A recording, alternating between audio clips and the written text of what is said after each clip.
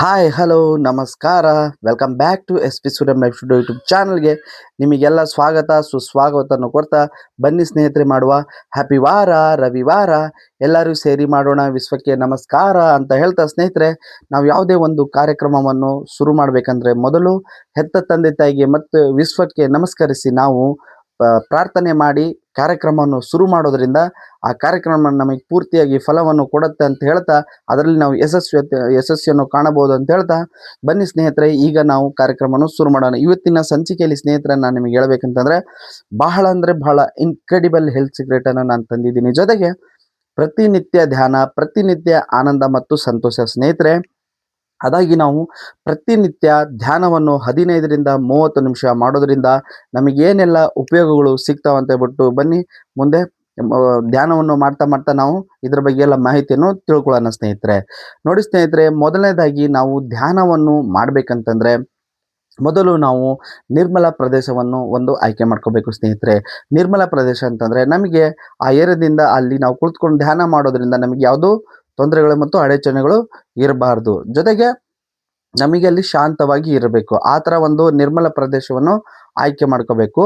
ಅದಾದ ನಂತರ ಸ್ನೇಹಿತರೆ, ನಾವು ಅಲ್ಲಿ ಕುಳಿತುಕೊಂಡು ನೇರವಾಗಿ ಧ್ಯಾನವನ್ನು ಮಾಡುವಾಗ ನಾವು ಮೊದಲು ನೆಲದ ಮೇಲೆ ಹಾಗೆ ಕುಳಿತುಕೋಬಾರ್ದು. ನಾವು ಒಂದು ಯೋಗ ಮ್ಯಾಟ್ ಆಗಲಿ, ಒಂದು ಚಾಪೆ ಆಗಲಿ ಅಥವಾ ಒಂದು ಚೆನ್ನಾಗಿರೋ ವಸ್ತ್ರವನ್ನು ನೆಲದ ಮೇಲೆ ಹಾಕ್ಕೊಂಡು ಅದರ ಮೇಲೆ ಕುಳಿತುಕೊಂಡು ಧ್ಯಾನ ಮಾಡೋದು ಉತ್ತಮ ಸ್ನೇಹಿತರೆ.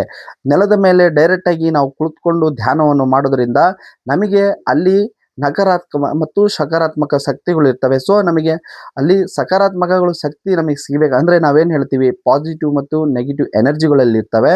ನಾವು ಡೈರೆಕ್ಟಾಗಿ ನೆಲದ ಮೇಲೆ ಕೂತ್ಕೊಂಡು ಮಾಡೋದ್ರಿಂದ ನಮಗೆ ನೆಗೆಟಿವ್ ಎನರ್ಜಿಗಳು ಬರೋದು ಜಾಸ್ತಿ ಇರ್ತವೆ ಸ್ನೇಹಿತರೆ. ಅದರಿಂದ ನಮಗೆ ಪಾಸಿಟಿವ್ ಎನರ್ಜಿಗಳು ಸಿಗ್ಬೇಕಂತಂದ್ರೆ ನಾವು ಒಂದು ಯೋಗ ಮ್ಯಾಟ್ ಆಗಲಿ, ಒಂದು ಚಾಪೆ ಆಗಲಿ, ಇಲ್ಲ ಒಂದು ಚೆನ್ನಾಗಿರೋ ವಸ್ತ್ರವನ್ನು ನೆಲದ ಮೇಲೆ ಹಾಕೊಂಡು ಅದರ ಮೇಲೆ ಕೂತ್ಕೊಂಡು ಧ್ಯಾನ ಮಾಡೋದ್ರಿಂದ ನಮಗೆಲ್ಲ ಪಾಸಿಟಿವ್ ಎನರ್ಜಿಗಳೇ ಸಿಗ್ತಾವ ಅಂತ ಹೇಳ್ಬಿಟ್ಟು ತಿಳಿಸ್ಕೊಡ್ತೇನೆ ಸ್ನೇಹಿತರೆ.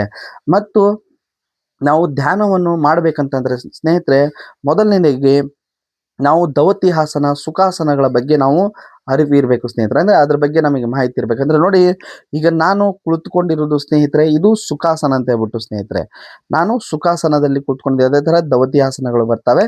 ನೀವು ನಿಮಗೆ ಯಾವುದು ಕಂಫರ್ಟ್ ಆಗುತ್ತೆ ಆ ಥರ ಕುಳಿತುಕೊಂಡು ನೀವು ಧ್ಯಾನವನ್ನು ಶುರು ಮಾಡ್ಬೋದು. ಮತ್ತು ನಿಮಗೆ ಕಾಲು ನೋವು, ಮೊಣಕಾಲು ನೋವು ಏನಾದರೂ ನೋವುಗಳು ಇದೆ ಅಂತಂದರೆ ನೀವು ಆರಾಮದಾಯಕವಾಗಿ ಚೇರ್ ಮೇಲೆ ಕೂತ್ಕೊಂಡು ಧ್ಯಾನವನ್ನು ಮಾಡ್ಬೋದು. ಮತ್ತು ನಿಮಗೇನಾದರೂ ಸೊಂಟ ನೋವು ಆ ಥರ ಇದೆ ಅಂದರೆ ಒಂದು ತಲೆದಿಂಬಿನ ಸಹಾಯದಿಂದ ನೀವು ಎಷ್ಟಾಗುತ್ತೋ ಅಷ್ಟು ಆರಾಮಾಗಿ ನೀವು ಕೂತ್ಕೊಂಡು ಧ್ಯಾನ ಶುರು ಮಾಡ್ಬೋದು ಸ್ನೇಹಿತರೆ. ಮತ್ತು ನಿಮಗೆ ಧ್ಯಾನ ಮಾಡಬೇಕಂತಂದರೆ ಮುಖ್ಯವಾಗಿ ಕಾಲು ನೋವು, ಕೈ ನೋವು, ಮೈ ನೋವು ಥರದ್ದು ಈ ಥರ ಯಾವುದು ಬರಲ್ಲ ಸ್ನೇಹಿತರೆ.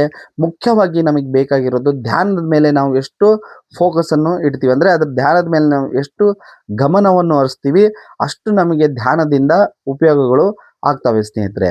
ಸೊ ಬನ್ನಿ ಈಗ ಧ್ಯಾನವನ್ನು ಶುರು ಮಾಡೋಣ.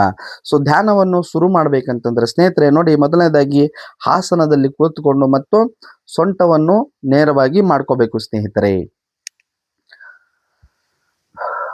ಈಗ ಸ್ನೇಹಿತರೆ ನೋಡಿ, ನಾವು ಸೊಂಟವನ್ನು ನೇರವಾಗಿ ಮಾಡ್ಕೊಂಡು ಮತ್ತು ಇದು ಬಂದ್ಬಿಟ್ಟು ಚಿನ್ನ ಮುದ್ರಾಸನ, ಇದು ಬಂದ್ಬಿಟ್ಟು ಉತ್ಸಾಸನ ಅಂತ ಹೇಳ್ಬಿಟ್ಟು ನಾವು ಕರಿತೀವಿ.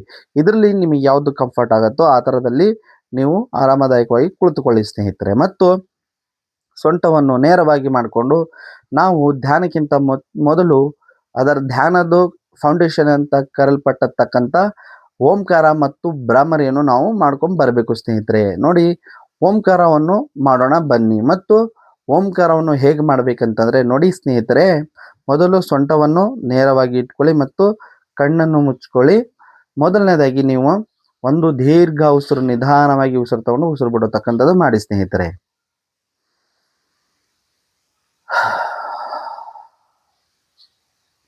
ಈಗ ನಾವು ಸ್ನೇಹಿತರೆ ಕಣ್ಣನ್ನು ಮುಚ್ಚಿದ್ದೇವೆ ಮತ್ತು ಆಸನದಲ್ಲಿ ಕುಳಿತುಕೊಂಡಿದ್ದೇವೆ. ನಾವು ಧ್ಯಾನವನ್ನು ಮೊದಲು ಶುರು ಮಾಡೋಕ್ಕಿಂತ ಮುಂಚೆ ನಮ್ಮ ಮನಸ್ಸನ್ನು ಹಗರ ಮಾಡ್ಕೋಬೇಕು ಸ್ನೇಹಿತರೆ. ಮನಸ್ಸನ್ನು ರಿಲ್ಯಾಕ್ಸ್ ಆಗಿ ಬಿಡಿ.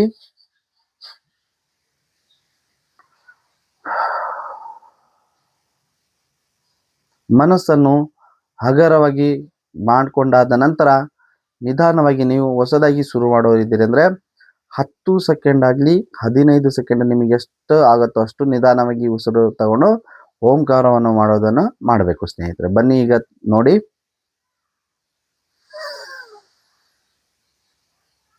ಓ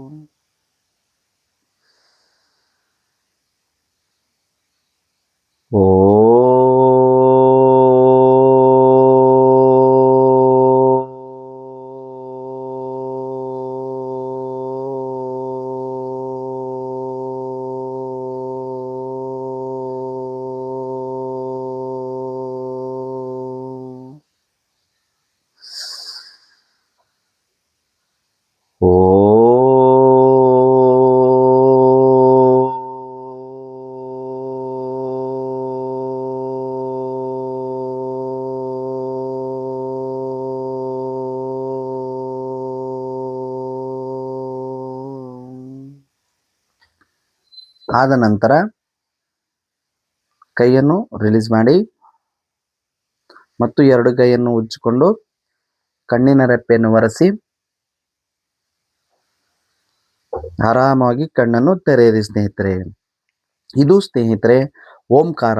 ಓಂಕಾರದಿಂದ ನಮಗೆ ಸಿಗುವ ಬೆನಿಫಿಟ್ಗಳಂತಂದ್ರೆ ಸ್ನೇಹಿತರೆ, ಮೊದಲನೇದಾಗಿ ನಮ್ಮ ಕುತ್ತಿಗೆ ಕೆಳಭಾಗ ಎಲ್ಲ ಅಂಗಗಳನ್ನು ಸ್ಪರ್ಶ ಕೊಟ್ಟು ನಮ್ಮ ಶ್ವಾಸಕೋಶವನ್ನು ವ್ಯಾಯಾಮ ಮಾಡಿಸತಕ್ಕಂಥದ್ದು ಆಗುತ್ತೆ ಸ್ನೇಹಿತರೆ. ಅದರಿಂದ ಶ್ವಾಸಕೋಶ ಮತ್ತು ನಮ್ಮ ಉಸಿರೇನಿದೆ ಅದನ್ನು ಪ್ರತಿನಿತ್ಯ ನಾವು ವ್ಯಾಯಾಮವನ್ನು ಮಾಡ್ಕೊಂಬರೋದ್ರಿಂದ ನಮ್ಮ ಶ್ವಾಸಕೋಶದಲ್ಲಿ ಏನಾದರೂ ತೊಂದರೆಗಳಿದೆ ಅಂದರೆ ನಿವಾರಣೆ ಆಗುತ್ತಕ್ಕಂಥದ್ದು. ಮತ್ತು ನಿಮಗೆ ಧ್ವನಿಪೆಟ್ಟಿಗೆ ಸ್ನೇಹಿತರೆ, ಧ್ವನಿಪೆಟ್ಟಿಗೆಯನ್ನು ಇಂಪ್ರೂವ್ ಮಾಡೋಕ್ಕೆ ಅಂದರೆ ನೀವೇನೋ ಸ್ಕೂಲು ಮತ್ತು ಆಫೀಸ್ಗಳಲ್ಲಿ ನೀವು ಬೋಧನೆ ಮಾಡ್ತಾ ಇದ್ದೀರೋ ಮತ್ತು ಸಿಂಗಿಂಗು ಮತ್ತು ನೀವು ಆ್ಯಂಕರ್ಗಳಾಗಿ ಕೆಲಸ ಮಾಡ್ತಾ ಇದ್ದೀರೋ ನಿಮ್ಗಳಿಗೆ ಉಪಯೋಗ ಆಗುತ್ತೆ ಸ್ನೇಹಿತರೆ. ಮತ್ತು ನೀವು ಪ್ರತಿ ದಿನ 21 ಬಾರಿ ಓಂಕಾರವನ್ನು ಮಾಡೋದ್ರಿಂದ ನಿಮ್ಮ ರಾಗ ಇಂಪ್ರೂವ್ ಆಗುತ್ತೆ ಸ್ನೇಹಿತರೆ. ಸೊ ಇವೆಲ್ಲ ನಿಮಗೆ ಬೆನಿಫಿಟ್ ಬೇಕು ಮತ್ತು ನಮ್ಮ ಗಂಟಲಿನ ನಮ್ಮ ಧ್ವನಿ ಪೆಟ್ಟಿಗೆ ಏನಿದೆ ಅದಕ್ಕೆ ಥೈರಾಯ್ಡ್ ಸಮಸ್ಯೆ ಏನು ಸಮಸ್ಯೆಗಳು ಬಂದರೂ ನಿವಾರಣೆ ಆಗೋತಕ್ಕಂಥದ್ದು ಆಗುತ್ತೆ ಸ್ನೇಹಿತರೆ. ಅದರಿಂದ ಪ್ರತಿನಿತ್ಯ ನೀವು 21 ಬಾರಿ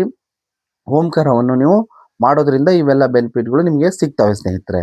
ಸೊ ಬನ್ನಿ ಈಗ ಓಂಕಾರ ಆಯಿತು, ಭ್ರಾಮರಿಯನ್ನು ಮಾಡೋಣ. ಸೊ ಭ್ರಾಮರಿಯನ್ನು ಮಾಡಬೇಕಂದ್ರೂ ಕೂಡ ಸ್ನೇಹಿತರೆ ಇದೇ ಪೊಸಿಷನಲ್ಲಿ ಕೂತ್ಕೊಳ್ಳಿ ಮತ್ತು ಸೊಂಟವನ್ನು ನೇರವಾಗಿ ಮಾಡ್ಕೊಳ್ಳಿ. ಮತ್ತು ಈಗ ನೋಡಿ, ಮೊದಲನೇದಾಗಿ ನೀವು ಶುರು ಮಾಡೋರು ನಿಮಗೆ ಎಷ್ಟು ಆಗುತ್ತೆ ಅಷ್ಟು ನಿಮಗೆ 10 ಸೆಕೆಂಡ್ ಆದರೆ 10 ಸೆಕೆಂಡ್ ಮಾಡಿ, 15 ಸೆಕೆಂಡ್ ಆದರೆ 15 ಸೆಕೆಂಡ್ ಮಾಡಿ ಸ್ನೇಹಿತರೆ. ನಿಮಗೆ ಹೊಸದಾಗಿ ಮಾಡೋರಿಗೆ ಉಸಿರನ್ನು ತಗೊಳ್ಳುವಾಗ ಮತ್ತು ಉಸಿರನ್ನು ಬಿಡುವಾಗ ನಿಮಗೆ ಸ್ವಲ್ಪ ಕಷ್ಟ ಅನಿಸ್ಬೋದು. ನೀವು ಬರ್ತಾ ಬರ್ತಾ ಬರ್ತಾ ಮಾಡ್ತಾ ಇದ್ರೆ ನಿಮಗೆ ಸರಿ ಹೋಗುತ್ತೆ ಸ್ನೇಹಿತರೆ. ಆಮೇಲೆ 10 ಸೆಕೆಂಡು 15 ಸೆಕೆಂಡ್ ಇದ್ದರೆ ನೀವು ಆರಾಮಾಗಿ 20ರಿಂದ 30 ಸೆಕೆಂಡ್, 30ರಿಂದ 60 ಸೆಕೆಂಡ್ವರೆಗೂ ನೀವು ಮಾಡ್ಕೋಬೋದು ಸ್ನೇಹಿತರೆ. ನೀವು ಎಷ್ಟು ಸೆಕೆಂಡ್ಗಳು ಜಾಸ್ತಿ ತಗೊಂಡು ಉಸಿರಾಟವನ್ನು ನಿಧಾನವಾಗಿ ನೀವು ಬಿಡ್ತೀರಾ ಅಷ್ಟು ನಿಮ್ಮ ರಾಗ ಮತ್ತು ನಿಮ್ಮ ವಾಯ್ಸ್ ಮತ್ತು ನಿಮ್ಮ ಶ್ವಾಸಕೋಶ ಕರೆಕ್ಟಾಗಿ ಕೆಲಸ ಮಾಡ್ತಿದ್ದೇನೆ ಅಂತ ಹೇಳ್ಬಿಟ್ಟು ಅರ್ಥ ಸ್ನೇಹಿತರೆ. ಸೊ ಅದರಿಂದ ಶುರುವಾದರಲ್ಲಿ ನಿಮಗೆ ಸ್ವಲ್ಪ ಕಷ್ಟ ಆಗ್ಬೋದು. ಬರ್ತಾ ಬರ್ತಾ ಬರ್ತಾ ಬರ್ತಾ ನಿಮ್ಮ ವಾಯ್ಸ್ ಮತ್ತು ನಿಮ್ಮ ಉಸಿರಾಟ ವೃದ್ಧಿ ಆಗ್ತಾ ಬರುತ್ತೆ ಸ್ನೇಹಿತರೆ. ಸೊ ಬನ್ನಿ ಈಗ ಭ್ರಾಮರಿಯನ್ನು ಮಾಡೋಣ. ಭ್ರಾಮರಿಯನ್ನು ಮಾಡಬೇಕಂದ್ರೆ ನೋಡಿ ಸ್ನೇಹಿತರೆ, ಕೈ ನೋಡಿ ಈ ಥರ 3 ಬೆರಳನ್ನು ಹೀಗೆ ಮಡಚಿ, ಹೆಬ್ಬೆರಳಿನ ಮಧ್ಯದಲ್ಲಿ ಮಡಚಿ ಮತ್ತು ಕಿರು ಬೆರಳನ್ನು ಅದರ ಮೇಲೆ ಮುಚ್ಚಿಕೊಂಡು ನೀವು, ಇದು ಬಂದ್ಬಿಟ್ಟು ನಾವು ಶಂಖ ಮುದ್ರ ಅಂತ ಕರಿತೀವಿ. ಶಂಖ ಮುದ್ರದಲ್ಲಿ ಮಾಡೋದ್ರಿಂದ ಇನ್ನೂ ಹೆಚ್ಚು ಬೆನಿಫಿಟ್ಗಳು ನಮಗೆ ಸಿಗ್ತವೆ ಸ್ನೇಹಿತರೆ. ಸೊ ಬನ್ನಿ ಈ ಥರ ಹಿಡಿದುಕೊಳ್ಳಿ ಮತ್ತು ಸೊಂಟವನ್ನು ನೇರ ಮಾಡಿಕೊಂಡು ನೀವು ಆರಾಮಾಗಿ ಈಗ ಭ್ರಾಮರಿ ಪ್ರಾಣಾಯಾಮವನ್ನು ಮಾಡ್ಬೋದು ಸ್ನೇಹಿತರೆ. ನೋಡಿ, ಸೊಂಟವನ್ನು ನೇರವಾಗಿ ಇಟ್ಕೊಳ್ಳಿ. ನಿಮಗೆ ಎಷ್ಟಾಗತ್ತೋ ಅಷ್ಟು ಆರಾಮವಾಗಿ ಯಾವುದೇ ಒತ್ತಡ ಇಲ್ಲದೆ ಮನಸ್ಸನ್ನು ಹಗರ ಮಾಡಿಕೊಂಡು ಭ್ರಾಮರಿ ಪ್ರಾಣಾಯಾಮವನ್ನು ನೀವು ಮಾಡ್ಬೋದು ಸ್ನೇಹಿತರೆ. ನೋಡಿ,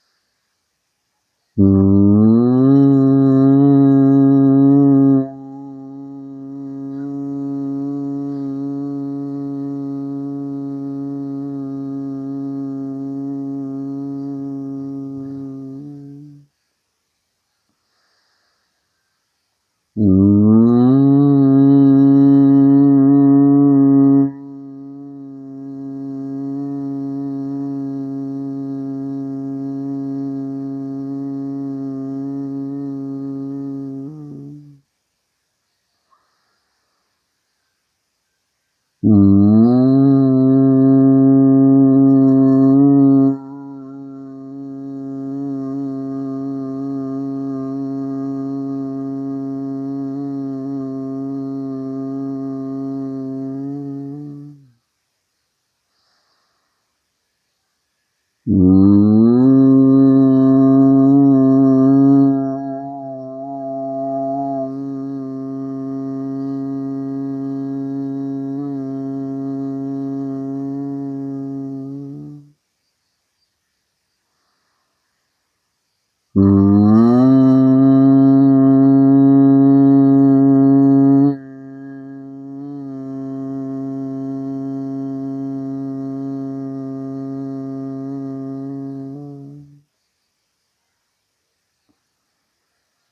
ನಂತರ ಕೈಯನ್ನು ರಿಲೀಸ್ ಮಾಡಿ ಮತ್ತು ಎರಡು ಕೈಯನ್ನು ಉಜ್ಜಿಕೊಂಡು ಮತ್ತು ಕಣ್ಣಿನ ರೆಪ್ಪೆಯನ್ನು ಒರೆಸಿ ಆರಾಮದಾಯಕವಾಗಿ ಕಣ್ಣನ್ನು ತೆರೆಯಿರಿ ಸ್ನೇಹಿತರೆ. ಒಂದು ದೀರ್ಘವಾದ ಉಸಿರು ತಗೊಂಡು ನಿಧಾನವಾಗಿ ಉಸಿರು ಬಿಡಿ. ಆವಾಗ ನಿಮ್ಮ ಮನಸ್ಸು ಹಗರವಾಗುತ್ತೆ ಮತ್ತು ಮನಸ್ಸಲ್ಲಿ ನಮ್ಮ ದೇಹದಲ್ಲಿರೋ ಎಲ್ಲ ಅಂಗಾಂಗಗಳು ಶಾಂತಗೊಳಿಸ್ತವೆ ಸ್ನೇಹಿತರೆ. ಸೊ ಇದು ಓಂಕಾರ ಮತ್ತು ಭ್ರಮರಿನೂ ಮಾಡಿದ್ವಿ ಸ್ನೇಹಿತರೆ. ಭ್ರಮರಿಂದ ಸಿಗುವ ನಿಮಗೆ ಬೆನಿಫಿಟ್ಸ್ಗಳಂತಂದರೆ ಸ್ನೇಹಿತರೆ, ಮೊದಲನೇದಾಗಿ ಹೇಳಬೇಕಂತಂದರೆ ನಮ್ಮ ಕುತ್ತಿಗೆ ಕೆಳಭಾಗ ಮೇಲ್ಭಾಗ ಅಂದರೆ ತಲೆ, ಮೆದುಳು, ಕಣ್ಣು, ಮೂಗು, ಬಾಯಿ, ಹಲ್ಲು, ಕಿವಿ ಇವುಗಳನ್ನೆಲ್ಲವನ್ನು ವೈಬ್ರೇಟ್ ಮಾಡತಕ್ಕಂಥದ್ದು ಮಾಡುತ್ತೆ ಮತ್ತು ವೈಬ್ರೇಟ್ ಮಾಡಿ ಅವುಗಳನ್ನೆಲ್ಲವನ್ನು ಚಲನವಲನೆಯಲ್ಲಿ ಮಾಡುತ್ತೆ ಮತ್ತು ನಿಮಗೆ ಜ್ಞಾಪಕ ಶಕ್ತಿ ಮತ್ತು ನೀವು ಓದೋರು, ಬರೆಯೋರು, ಆಫೀಸ್ ಕೆಲಸ ಮಾಡೋರು, ನೀವೇನಾದರೂ ಕೆಲಸ ಹೇಳಿದ ತಕ್ಷಣ ಶಾರ್ಟ್ ಮೆಮೊರಿ ಲಾಸ್ ಅಂತೀವಿ ನೋಡಿ, ಹೇಳಿದ ತಕ್ಷಣ ಮರ್ತೋಗ್ಬಿಡೋದು, ಆ ಕೆಲಸಗಳನ್ನು ಕೆಲವೊಂದು ಮರೆಯೋದು, ಆ ಥರ ಆಗೋರಿಗೆ ಭಾಳ ಅಂದರೆ ಭಾಳ ಇದು ಅನುಕೂಲ ಆಗುತ್ತೆ ಸ್ನೇಹಿತರೆ. ಮತ್ತು ನಿದ್ರೆಹೀನತೆ, ನಿಮಗೆ ಕೆಲವೊಬ್ಬರಿಗೆ ರಾತ್ರಿ ಆದರೆ ಬೇಗ ನಿದ್ದೆನೇ ಬರಲ್ಲ, 10 ಆಯಿತು, 11 ಆಯಿತು, 12 ಆಯಿತು, 1 ಗಂಟೆ ಆಯಿತು, ನಿದ್ದೆನೇ ಬರಲ್ಲ ಅನ್ನೋರು, ನಿದ್ರೆಹೀನತೆ ಇರೋರಿಗೆ ಇದು ರಾಮಬಾಣನೇ ಅಂತ ಹೇಳ್ಬೋದು ಸ್ನೇಹಿತರೆ.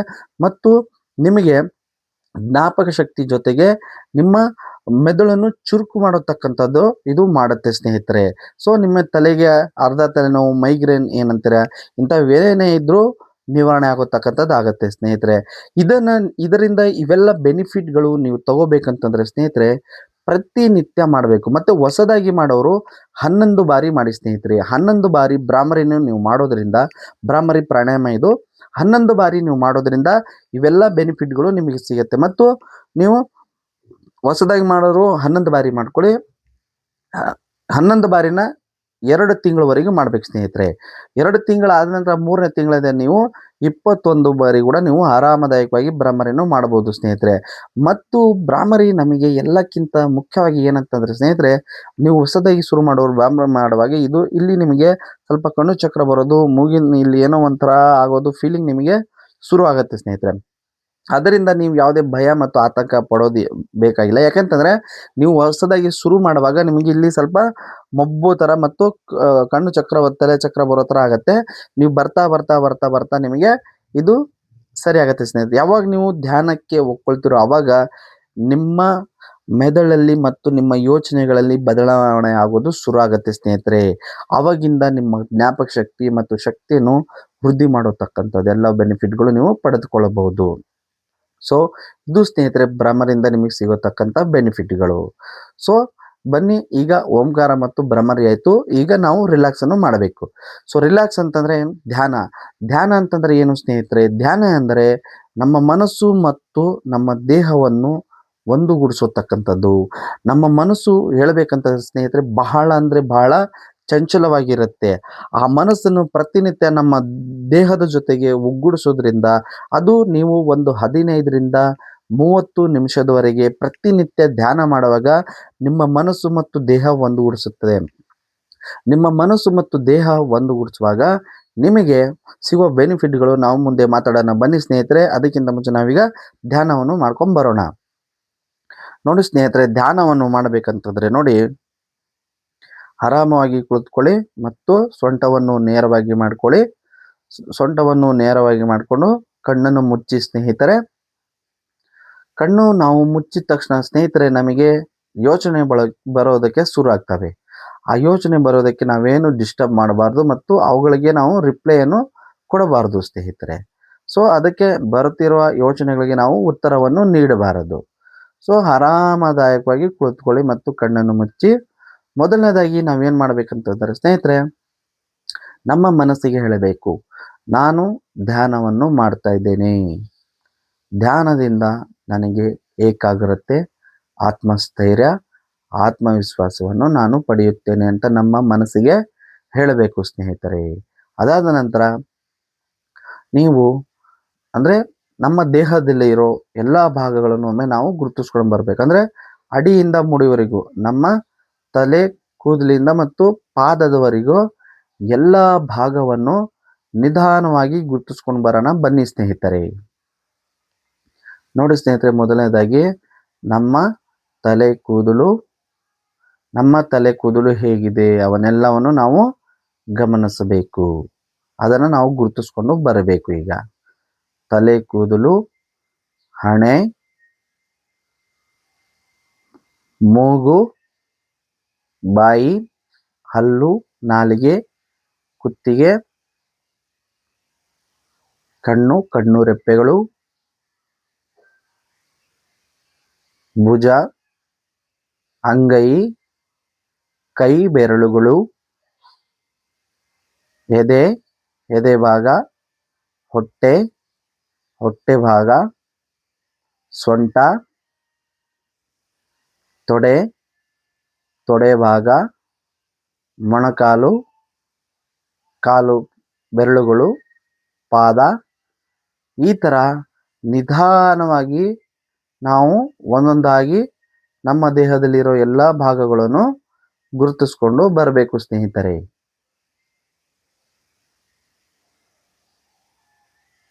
ನಮ್ಮ ಹೊಟ್ಟೆಯಲ್ಲಿರೋ ಎಲ್ಲ ಭಾಗಗಳು ಅಂದರೆ ನಮ್ಮ ಹಾರ್ಟ್, ಲಿವರ್, ಕಿಡ್ನಿ, ಕರುಳುಗಳು, ಶ್ವಾಸಕೋಶ ಎಲ್ಲವನ್ನು ನಾವು ನಿಧಾನವಾಗಿ ಒಂದೊಂದಾಗಿ ನಾವು ಗುರುತಿಸ್ಕೊಂಡು ಬರಬೇಕು ಸ್ನೇಹಿತರೆ.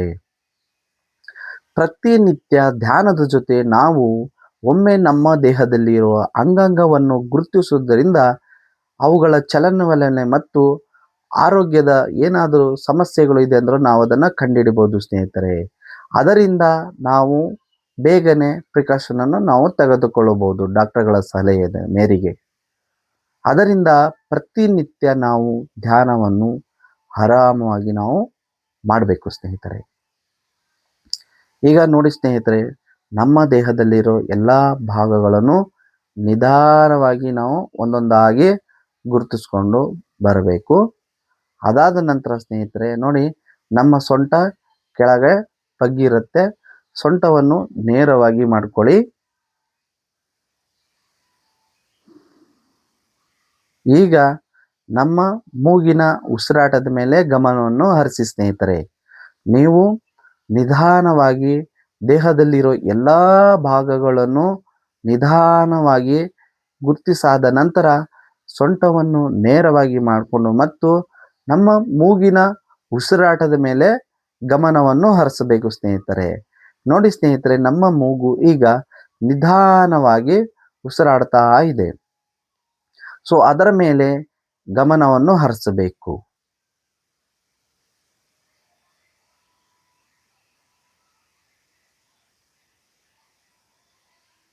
ಮತ್ತೆ ಸ್ನೇಹಿತರೆ, ಜೊತೆಗೆ ನಾವು ನಮ್ಮ ದೇಹದಲ್ಲಿರೋ ಅಂಗಾಂಗದಲ್ಲಿ ಯಾವುದಾದ್ರೂ ಅನಾರೋಗ್ಯದ ಸಮಸ್ಯೆ ಇದೆ ಅಂದರೆ ಅದನ್ನು ನಾವು ನೆನಪಲ್ಲಿಟ್ಟುಕೋಬೇಕು ಮತ್ತು ಮೂಗಿನ ಉಸಿರಾಟದ ಮೇಲೆ ಗಮನವನ್ನು ಹರಿಸಬೇಕು ಸ್ನೇಹಿತರೆ.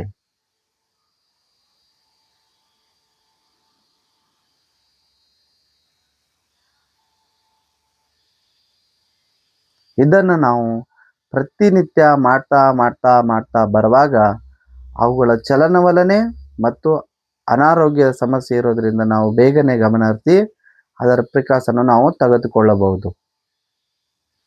ಆದ್ದರಿಂದ ಪ್ರತಿನಿತ್ಯ ಧ್ಯಾನ, ಪ್ರತಿನಿತ್ಯ ಸಂತೋಷ, ಪ್ರತಿನಿತ್ಯ ದೇಹಕ್ಕೆ ನೆಮ್ಮದಿ ನಾವು ಪಡೆದುಕೊಳ್ಳಬಹುದು ಸ್ನೇಹಿತರೆ.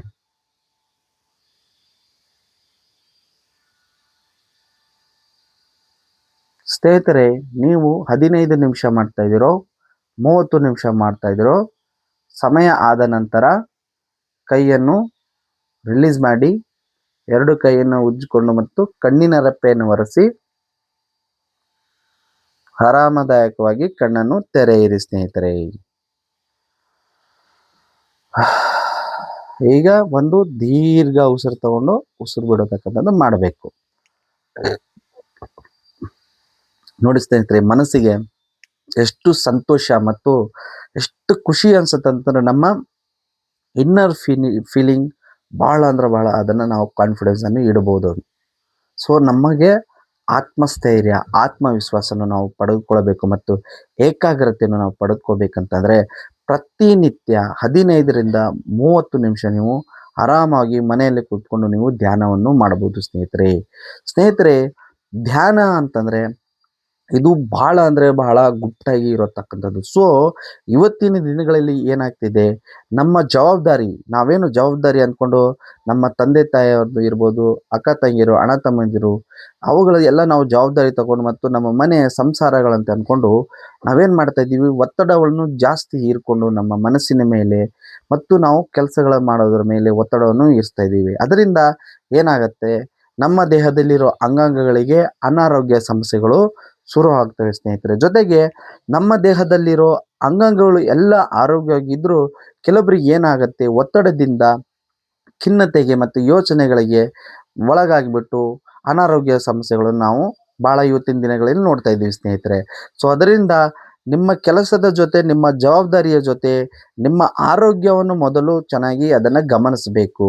ನಿಮ್ಮ ಆರೋಗ್ಯವನ್ನು ಗಮನಿಸ್ಬೇಕಂತಂದರೆ ನೀವು ಪ್ರತಿನಿತ್ಯ ಒಂದು 15ರಿಂದ 30 ನಿಮಿಷ ನೀವು ವ್ಯಾಯಾಮ ಆಗಲಿ, ಧ್ಯಾನಗಳಾಗಲಿ ಮಾಡಿಕೊಂಡ್ರೆ ನಿಮಗೆ ಆ ಇಡೀ ದಿನ ನಿಮ್ಮ ಜವಾಬ್ದಾರಿ ಜೊತೆಗೆ ಆನಂದದಿಂದ ಇರೋದು ಮತ್ತು ಸಂತೋಷದಿಂದ ಇರ್ಬೋದು. ನಿಮ್ಮ ಕೆಲಸ ಕೂಡ ಚೆನ್ನಾಗಿ ಸಂತೋಷದಿಂದ ನೀವು ಮಾಡ್ಕೋಬೋದು ಸ್ನೇಹಿತರೆ. ಅದರಿಂದ ಪ್ರತಿನಿತ್ಯ ನೀವು ಧ್ಯಾನ ಮಾಡಿ ಸ್ನೇಹಿತರೆ.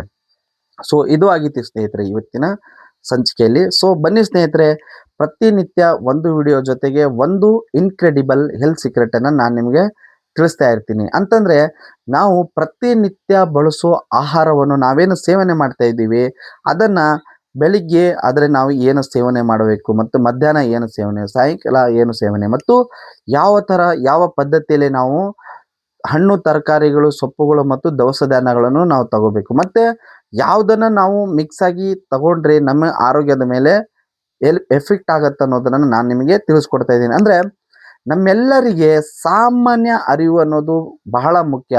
ಸಾಮಾನ್ಯ ಅರಿವು ಅನ್ನೋದು ನಮ್ಮೆಲ್ಲರಿಗೂ ಇರಬೇಕು ಸ್ನೇಹಿತರೆ. ಅದರಿಂದ ಸಾಮಾನ್ಯ ತಿಳುವಳಿಕೆಯನ್ನು ನಾವು ಮಾಡಿಕೊಂಡ್ರೆ ಬಹಳ ಒಳ್ಳೆಯದಾಗತ್ತೆ ಸ್ನೇಹಿತರೆ.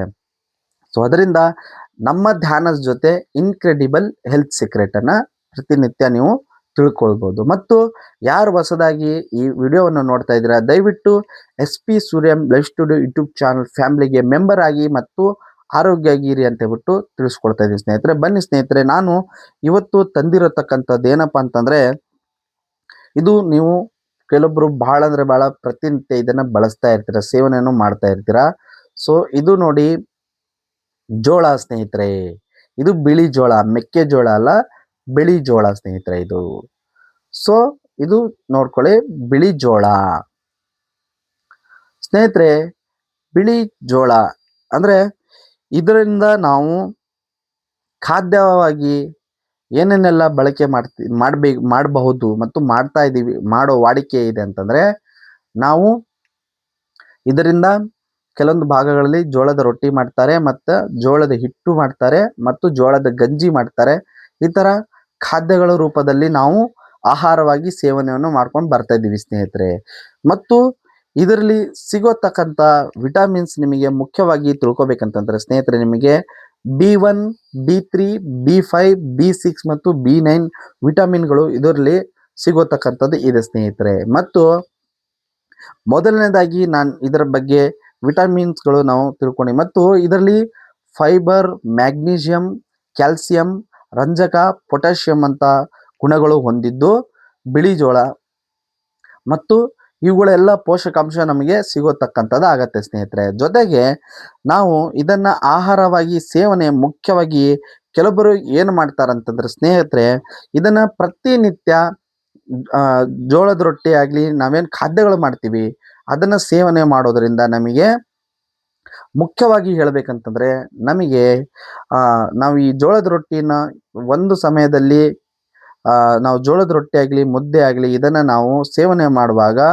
ನಮಗೆ ಬೇಗ ಹಸಿವು ಆಗದೆ ಇರತಕ್ಕಂಥ ಶಕ್ತಿ ನಮಗೆ ಕೊಡುತ್ತೆ ಸ್ನೇಹಿತರೆ. ಮತ್ತು ಇದು ಎಲ್ಲ ನಮ್ಮ ದೇಹಕ್ಕೆ ಎಲ್ಲ ಮೂಳೆಗಳಿಂದ ಹಿಡಿದು ಎಲ್ಲ ನಮ್ಮ ನರಮಂಡಲಗಳಿಗೆ ಶಕ್ತಿ ಕೊಡತಕ್ಕಂಥದ್ದು ಹೊಂದಿದೆ ಸ್ನೇಹಿತರೆ ಜೋಳ. ಮತ್ತು ನಿಮಗೆ ಆ ಮುಖ್ಯವಾಗಿ ಹೇಳ್ಬೇಕಂತಂದ್ರೆ ಇದು ಮಧುಮೇಹ, ನಾವೇನು ಶುಗರ್ ಅಂತ ಬಿಟ್ಟು ಹೇಳ್ತೀವಲ್ಲ, ಶುಗರ್ ಬಂದಿರೋರಿಗೆ ಬಹಳ ಅಂದ್ರೆ ಬಹಳ ಇದು ರಾಮಬಾಣ ಅಂತಾನೆ ಹೇಳ್ಬೋದು ಸ್ನೇಹಿತರೆ. ಇದರಲ್ಲಿ ಇದರಲ್ಲಿ ನಾವು ತಿಳ್ಕೊಳ್ಳೋ ಅಂಶ ಅಂತಂದ್ರೆ ಇದರಲ್ಲಿ ಏನು ಜಿಡ್ಡಿನ ಅಂಶ ಇರಲ್ಲ, ಮತ್ತು ಫ್ಯಾಟ್ ಏನು ನಮಗೆ ಬೊಜ್ಜು ಬರುತ್ತೆ ಆ ಥರದ್ದು ಜಾಸ್ತಿ ಇರಲ್ಲ ಸ್ನೇಹಿತರೆ. ಮತ್ತು ನಮ್ಮ ಹೃದಯದ ಆರೋಗ್ಯ ಅಂದರೆ ಹೃದಯಕ್ಕೆ ಬರತಕ್ಕಂಥ ಕೊಲೆಸ್ಟ್ರಾಲ್ ಅನ್ನು ನಿವಾರಣೆ ಮಾಡತಕ್ಕಂಥ ಶಕ್ತಿ ಹೊಂದಿದೆ. ಮತ್ತು ನಮ್ಮ ರಕ್ತ ಶುದ್ಧಿ ಮಾಡಿ ಮತ್ತು ರಕ್ತದ ಏನು ಸಕ್ಕರೆ ಪ್ರಮಾಣ ಇರುತ್ತೆ ಅದನ್ನು ಕಡಿಮೆ ಮಾಡತಕ್ಕಂಥ ಶಕ್ತಿ ಹೊಂದಿದೆ ಸ್ನೇಹಿತರೆ. ಅದರಿಂದ ಇವತ್ತಿನ ದಿನಗಳಲ್ಲಿ ಏನಾಗ್ಬಿಟ್ಟಿದೆ ಅಂದರೆ ಸಕ್ಕರೆ ಕಾಯಿಲೆ ಇರೋರಿಗೆ ಬಹಳ ಅಂದರೆ ಬಹಳ ಇದು ರಾಮಬಾಣ ಅಂತಲೇ ಅನ್ಬೋದು. ಅವರು ಪ್ರತಿನಿತ್ಯ ಜಾಸ್ತಿ ಸಕ್ಕರೆ ಕಾಯಿಲೆ ಇರೋರು ಬರೀ ರೊಟ್ಟಿನೇ ಊಟ ಮಾಡಿಕೊಂಡು ಅವರು ಸಕ್ಕರೆ ಕಾಯಿಲೆಯನ್ನು ಕಡಿಮೆ ಮಾಡತಕ್ಕಂಥದ್ದು ಗುಣ ಕೂಡ ಇದು ಹೊಂದಿದೆ ಅಂತಲೇ ಹೇಳ್ಬೋದು ಸ್ನೇಹಿತರೆ. ಇವತ್ತಿನ ದಿನಗಳಲ್ಲಿ ಡಾಕ್ಟರ್ಗಳೆಲ್ಲ ಇದನ್ನು ರೆಫರ್ ಮಾಡ್ತಾ ಇದ್ದಾರೆ. ಸೊ ಯಾರು ಚೆನ್ನಾಗಿದ್ದೀರೋ, ಸೊ ಯಾರಿಗೆ ಸಕ್ಕರೆ ಕಾಯಿಲೆ ಇಲ್ವೋ, ಅದರಿಂದ ನಾನು ಹೇಳ್ತಾ ಇದ್ದೀನಿ, ಜೋಳದ ರೊಟ್ಟಿ, ಜೋಳ ನಿಮಗೆ ಯಾವ ಥರ ಏನು ಖಾದ್ಯ ಇಷ್ಟವಾಗುತ್ತೋ, ಮುದ್ದೆ ಆಗುತ್ತೋ, ಗಂಜಿ ಆಗುತ್ತೋ ಅಥವಾ ರೊಟ್ಟಿ ಆಗುತ್ತೋ, ನಿಮಗೆ ಯಾವುದು ಖಾದ್ಯ ಇಷ್ಟವಾಗುತ್ತೋ ಅದನ್ನು ದಿನನಿತ್ಯ ಮಿತವಾಗಿ ಬಳಸೋದ್ರಿಂದ ನಮಗೆ ಸಕ್ಕರೆ ಕಾಯಿಲೆಗಳು ಬರಲ್ಲ. ಅದಕ್ಕಿಂತ ಮುಂಚೆ ಟೀ ಕಾಫಿಗಳು ಏನು ಕುಡಿತಾ ಇದ್ರೆ ಅದರಲ್ಲಿ ಸ್ವಲ್ಪ ಮಿತವಾಗಿರಲಿ. ಯಾವುದೇ ನಾವು ತಗೋಬಾರ್ದು ಅನ್ನೋದು ಕೂಡ, ಯಾವುದೇ ನಾವು ತಗೋಬಹುದು ಅನ್ನೋದು ಕೂಡ ಎಲ್ಲ ನಮ್ಮ ಕೈಲಿರುತ್ತೆ. ಸೊ ಅದರಿಂದ ಟೀ ಕಾಫಿಗಳು ಬಹಳ ಮುಖ್ಯವಾಗಿ ಅದರ ಮೇಲೆ ಗಮನವನ್ನು ನೀವು ಹರಿಸಬೇಕು, ಮಿತಿ ಇರಬೇಕು ಸ್ನೇಹಿತರೆ. ಸೊ ಅದರಿಂದ ನಿಮಗೆ ಸಕ್ಕರೆ ಕಾಯಿಲೆ ಬರದೇ ಇರೋದು ಬಹಳ ಇರುತ್ತೆ ಮತ್ತು ನಿಮ್ಮ ಆರೋಗ್ಯಗಳನ್ನು ನೀವು ಕಾಪಾಡ್ಕೋಬೋದು ಸ್ನೇಹಿತರೆ. ಮತ್ತು ಇದರಲ್ಲಿ ಜೀರ್ಣಕ್ರಿಯೆ ಮತ್ತು ಇದು ಕಣ್ಣಿನ ಆರೋಗ್ಯಕ್ಕೆ ಬಹಳ ಒಳ್ಳೆಯದು ಸ್ನೇಹಿತರೆ. ಕಣ್ಣಿಗೆ ಮತ್ತು ನಮ್ಮ ದೇಹಕ್ಕೆ ಶಕ್ತಿ ಕೊಡತಕ್ಕಂಥದ್ದು, ಮತ್ತು ಇದರಲ್ಲಿ ನಾರಿನಾಂಶ ಕೂಡ ಇದೆ. ಇದು ನಾವು ಹೇಳಬೇಕಂತ ಒಂದು ಸಾಂಪ್ರದಾಯಿಕವಾಗಿ ಧಾನ್ಯ ಅಂತಲೇ ನಾವು ಹೇಳ್ಬೋದು ಸ್ನೇಹಿತರೆ. ಸೊ ಮತ್ತು ಇದರಲ್ಲಿ ಇನ್ನೂ ಹೆಚ್ಚಿನ ಅಂಶಗಳು, ಇದು ನಾವು ಇದನ್ನು ಸೇವನೆ ಮಾಡೋದ್ರಿಂದ ನಮಗೆ ಹಸು ಕೂಡ ಬೇಗ ಆಗಲ್ಲ ಅಂತ ಹೇಳ್ಬಿಟ್ಟು ನಾನು ನಿಮ್ಗೆ ತಿಳಿಸ್ಕೊಟ್ಟಿದ್ದೀನಿ. ಮತ್ತು ಇದರಲ್ಲಿ ಇರೋತಕ್ಕಂಥ ಇಲ್ಲ ಪೂರ್ತಿ ಅಂಶಗಳು ನಾನು ಡಿಸ್ಕ್ರಿಪ್ಷನ್ನಲ್ಲಿ ಹಾಕಿರ್ತೀನಿ. ಮುಖ್ಯವಾಗಿ ಇದು ನಿಮಗೆ ಕೆಲಸಕ್ಕೆ ಬರುತ್ತಂತಂದರೆ ಮುಖ್ಯವಾಗಿ ಶುಗರ್ ಕಾಯಿಲೆ ಅಂತಂತೂ ಹೇಳ್ಬೋದು ಸ್ನೇಹಿತರೆ. ಮತ್ತು ಮೂಳೆ ಬಲಪಡಿಸತಕ್ಕಂಥದ್ದು ಮತ್ತು ರಕ್ತ ಶುದ್ಧಿ ಮಾಡತಕ್ಕಂಥ ಅಂಶವನ್ನು ಇದು ಹೊಂದಿದೆ ಸ್ನೇಹಿತರೆ. ಸೊ ಇದರ ಬಗ್ಗೆ ನಾನು ಪೂರ್ತಿಯಾಗಿ ವಿವರಣೆಯನ್ನು ಡಿಸ್ಕ್ರಿಪ್ಷನ್ನಲ್ಲಿ ಹಾಕಿರ್ತೀನಿ. ದಯವಿಟ್ಟು ಇದನ್ನು ಚೆನ್ನಾಗಿ ಓದಿ, ಮತ್ತು ಯಾರಿಗೆ ಇದರ ಬಗ್ಗೆ ಮಾಹಿತಿ ಇಲ್ಲೋ, ಬಿಳಿ ಜೋಳದ ಬಗ್ಗೆ ನಾನು ಪೂರ್ತಿಯಾಗಿ ಮಾಹಿತಿಯನ್ನು ಡಿಸ್ಕ್ರಿಪ್ಷನ್ನಲ್ಲಿ ಹಾಕಿರ್ತೀನಿ ಸ್ನೇಹಿತರೆ. ದಯವಿಟ್ಟು ನೀವು ಇದನ್ನು ಓದಿ ಮತ್ತು ಪ್ರತಿನಿತ್ಯ ಸಕ್ಕರೆ ಕಾಯಿಲೆ ಇರೋರು ಮತ್ತು ಸಕ್ಕರೆ ಕಾಯಿಲೆ ಇಲ್ಲದೆ ಇರೋ ಇನ್ನು ಬರದೇ ಇರೋ ಥರ ಮುಂಜಾಗ್ರತೆಯಿಂದ ಆರೋಗ್ಯವನ್ನು ಸ್ವಚ್ಛವಾಗಿ ಇಟ್ಕೋಬೇಕಂತಂದರೆ ಜೋಳದನ್ನು ಬಳಸಿ ಸ್ನೇಹಿತರೆ. ಜೋಳ ನಿಮಗೆ ಈಗ ಎಲ್ಲ ಕಡೆ ಸಿಗೋದಾಗಿದೆ, ನಮಗೆ ದವಸ ಧಾನ್ಯಗಳು ಎಲ್ಲ ಸಿಗ್ತವೆ. ಅದರಿಂದ ನಿಮ್ಗೆ ಹೇಳ್ತೀನಿ, ಪ್ರತಿಯೊಬ್ಬರಿಗೆ ಸಾಮಾನ್ಯ ತಿಳುವಳಿಕೆ ಇರಬೇಕು. ದಯವಿಟ್ಟು ಇದರ ಮೇಲೆ ಗಮನವನ್ನು ಹರಿಸಿ. ಸೊ ಇದು ಆಗಿತ್ತು ಸ್ನೇಹಿತರೆ ಇವತ್ತಿನ ಸಂಚಿಕೆ. ಸೊ ಇದೇ ಥರ ಮುಂದಿನ ಸಂಚಿಕೆಯಲ್ಲಿ ನಾವು ಹೊಸ ವಿಷಯಗಳನ್ನು ತರ್ತೀನಿ ಅಂತ ಹೇಳ್ತಾ, ಏಕ್ ಭಾರತ್, ಸ್ವಚ್ಛ ಭಾರತ್, ಹೆಲ್ದಿ ಭಾರತ್ ಆಗಬೇಕಂತಂದರೆ ದಯವಿಟ್ಟು ಎಲ್ಲರೂ SP Suryam life studio YouTube channel ಫ್ಯಾಮಿಲಿಗೆ ಮೆಂಬರ್ ಆಗಿ ಮತ್ತು ಆರೋಗ್ಯವಾಗಿ ಇರೋಣ ಎಲ್ಲರೂ ಸೇರಿ ಅಂತ ಹೇಳ್ತಾ, ಇನ್ನು ಭಾಳ ಜನಗಳಿಗೆ ನಾವು ಧ್ಯಾನದ ಬಗ್ಗೆ ಅರಿವನ್ನು ಮೂಡಿಸ್ಬೇಕು ಮತ್ತು ಹೆಲ್ತ್ ಸೀಕ್ರೆಟ್ ಮತ್ತು ಹೆಲ್ತ್ ಟಿಪ್ಸ್ಗಳ ಬಗ್ಗೆ ಅರಿವನ್ನು ಮೂಡಿಸ್ಬೇಕು. ಸೊ ದಯವಿಟ್ಟು ಎಲ್ಲರೂ SP Suryam life studio YouTube ಚಾನಲ್ಗೆ ಕೈ ಜೋಡಿಸಿ ಮತ್ತು ಎಲ್ಲರೂ ಆರೋಗ್ಯವಾಗಿರೋಣ ಮತ್ತು ಆರೋಗ್ಯದ ಬಗ್ಗೆ ಎಲ್ಲರಿಗೆ ಮಾಹಿತಿಯನ್ನು ಹರಡೋಣ ಅಂತ ಹೇಳ್ತಾ ಎಲ್ಲರಿಗೂ ಧನ್ಯವಾದಗಳು.